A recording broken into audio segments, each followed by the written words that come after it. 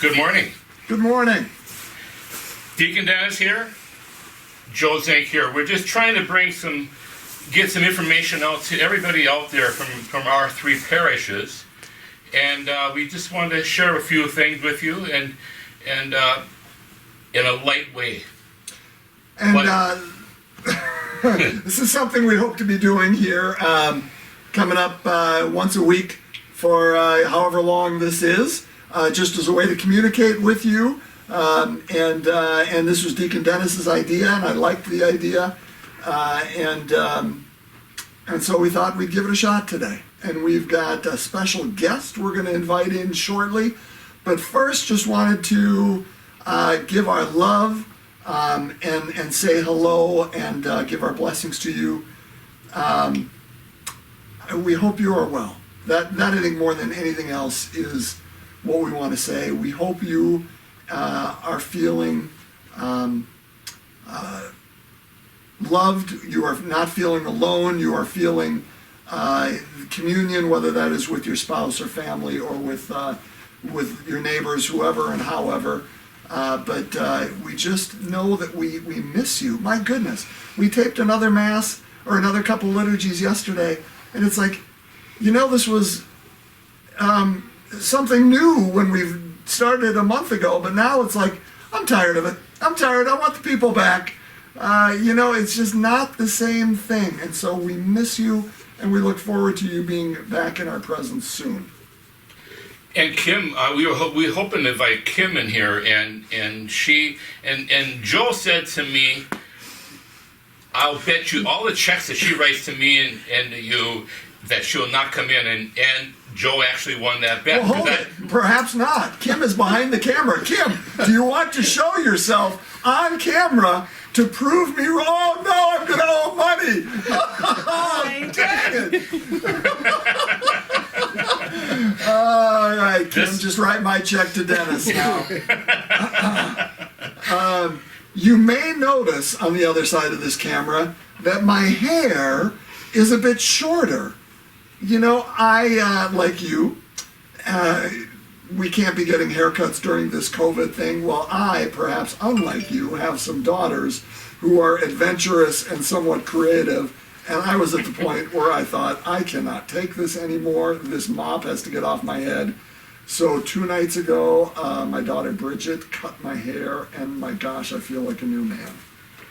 I have a problem with my hair. I don't have a daughter that's going to do that. I don't trust my son. Zach is very good, yes. He's good at technology. He straightened my butt out in that technology part of it. But hair cutting, I don't think so.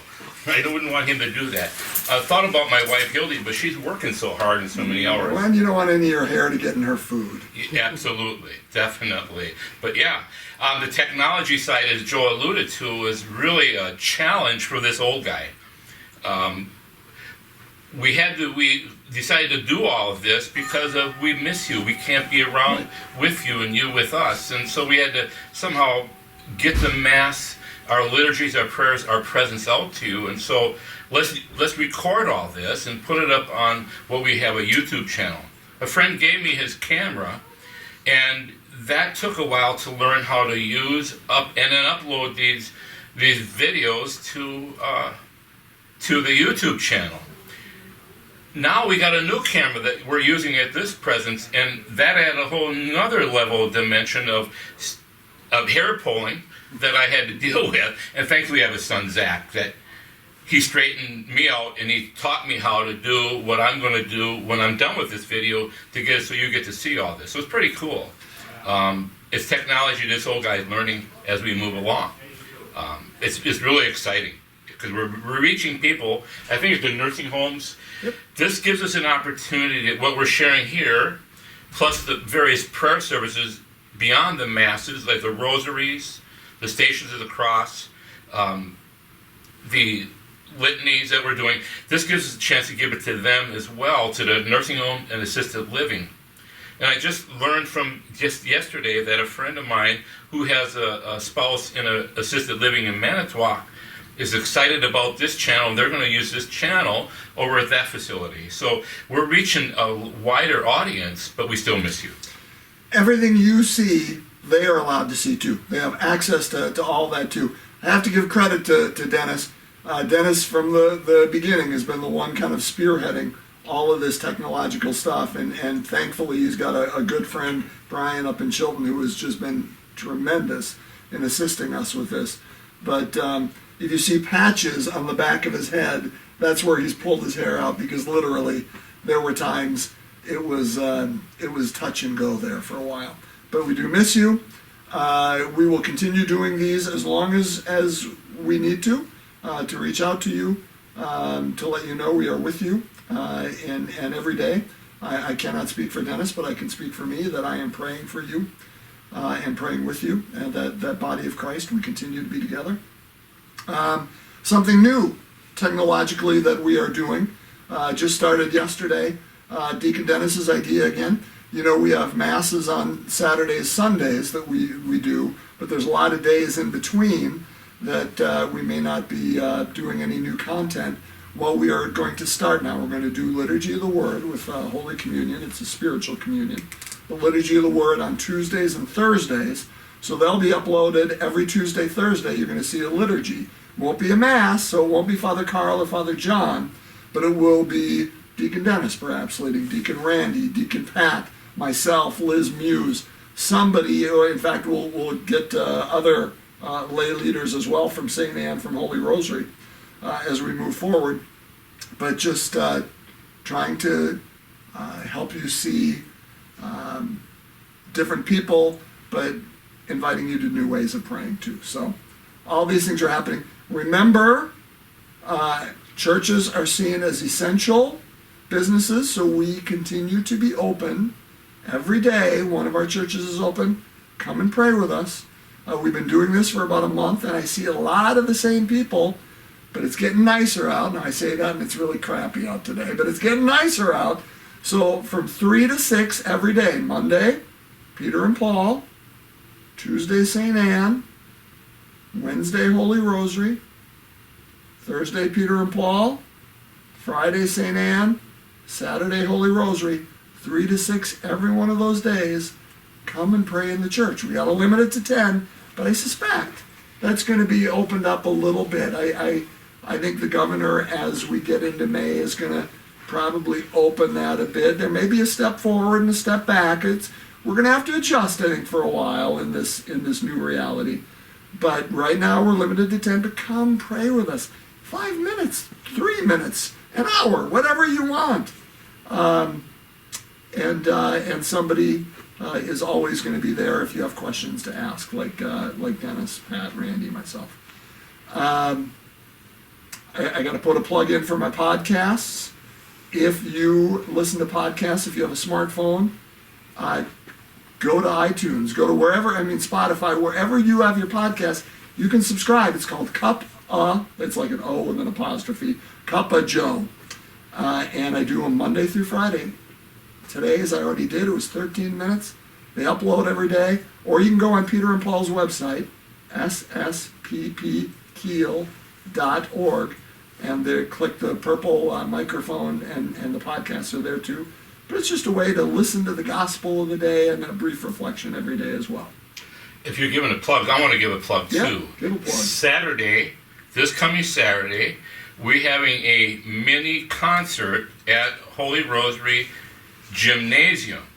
Now, it's just the people who are participating in that. So we have a lady who's spearheading that, just a wonderful musician, a great lady, Sandy Holman, and she's putting together a few people that we're going to have a concert that's in a gym, and we're going to be playing Christian and gospel music, Down by the River, Fly Away, various pieces of music I'm excited about to share music, because I'm to the belief that we pray twice when we sing, especially in the Gospels and Christian music. It moves my soul. And one of my favorite movies that I saw was introduced to gospel and that Christian music it's a crazy movie, and I love it. It's Oh Brother, Where Art Thou? Well, 2 of those songs you just mentioned are from Oh Brother. And I love that movie, and I was introduced to that. And so I thought, why not do that and give everyone? And my heart is to the folks that are in a situation where they can't understands. Many times it's and our lovely people we miss at the nursing homes. I went there frequently, assisted living, and I miss seeing them. And so this will give us a chance to help them to hear music and to pray with us, but also to enjoy one another.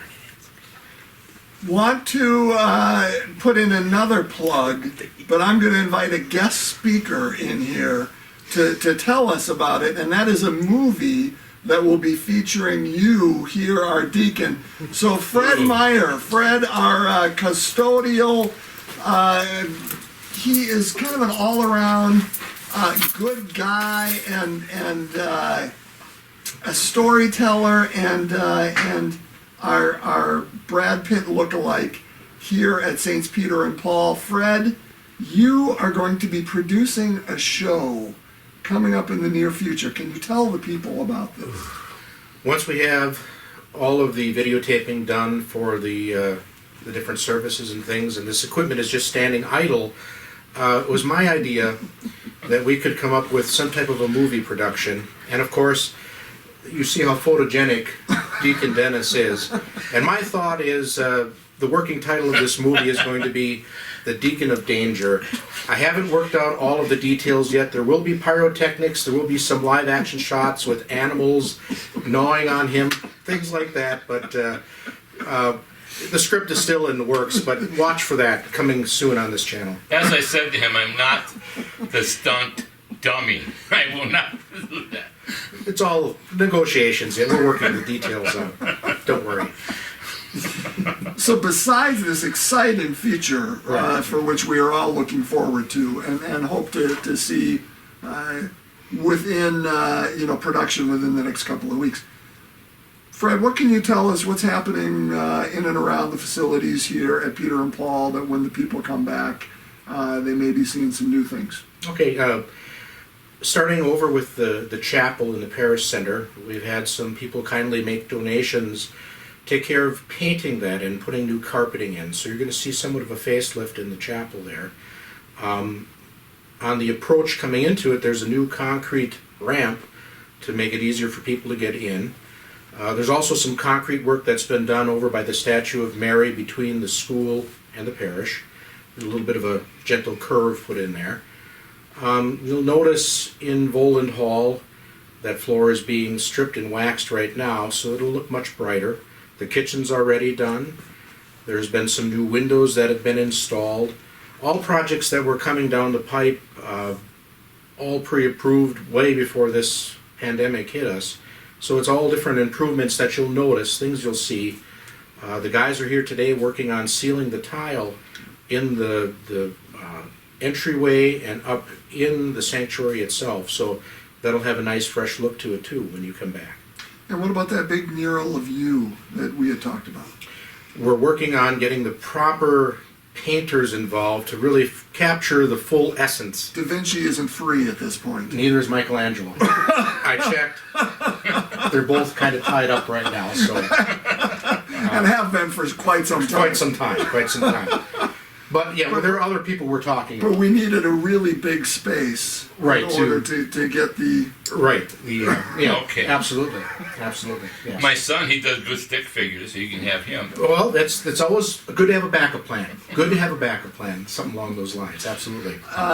Again, as Fred said, I just want to reiterate, these are not new projects that we've undertaken saying, hey, how can we spend money? It was money already set aside in the pipeline reserved for this.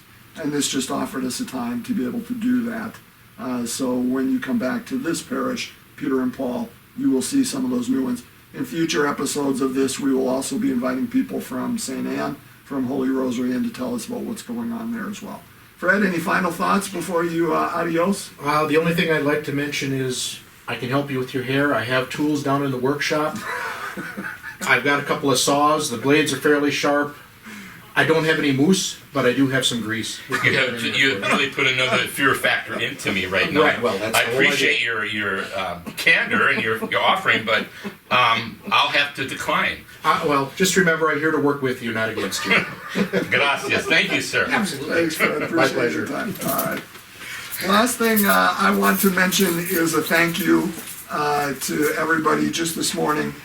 Kim and Laura got back in touch. Sue was yesterday did this, but updated our Lenten Project. And as you may remember, again, if you're a parish council member out there watching, I just want to say, gosh, parish council, you guys were listening to the Spirit of God this year. We had no idea this was coming, none of us.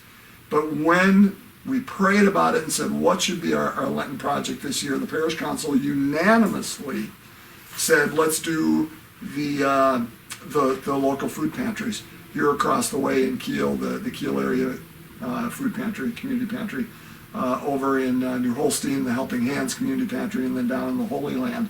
I mean, I don't remember anything that the pastoral councils have invited on or voted on unanimously, but this one they did. And how in the midst of this pandemic, the food pantries have been so key. So as you may recall, our goal was $12,000. And we had just started this project in Lent when all of a sudden our masses were taken away from us, and you were taken away from us. And we had one collection, one in church during this time.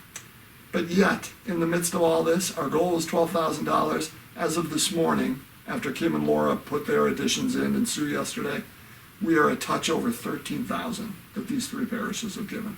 That will be divided up entirely between those three. I've been in communication with two of them. I haven't been in communication with the Holy Land for a bit. To let them know they'll be getting checks here in the near future for that money. But again, I thank you for your generosity. It's amazing how generous you have been in the midst of this whole pandemic. So thank you on behalf of those in need. Yes, thank you. That my heart's moved. I'm here just a year, and my second Lenten project, and I'm moved by the generosity, the love, the compassion of everyone here at these three parishes, and I thank you personally and as well as from the staff of all three parishes. Thank you. Any final thoughts before we close our first whatever we're going to call this, Dennis? I'm coming up with a name, and Fred scared me with Deacon of Danger, so I want to stay away from that. I don't want to swipe that from him, but we'll come up with a name next time. And but I'm looking forward to meeting with you once a week, and we'll come from the whole thing, Holy Rosary, and then we'll go out to St. Anne as well, right? Yep. And so we want to spread our wealth. Kim, any final thoughts for everybody? Goodbye. Yeah, she waved on the other side there. So bless you all. We miss you. Until next week, we'll be back from one of the other parishes. God bless.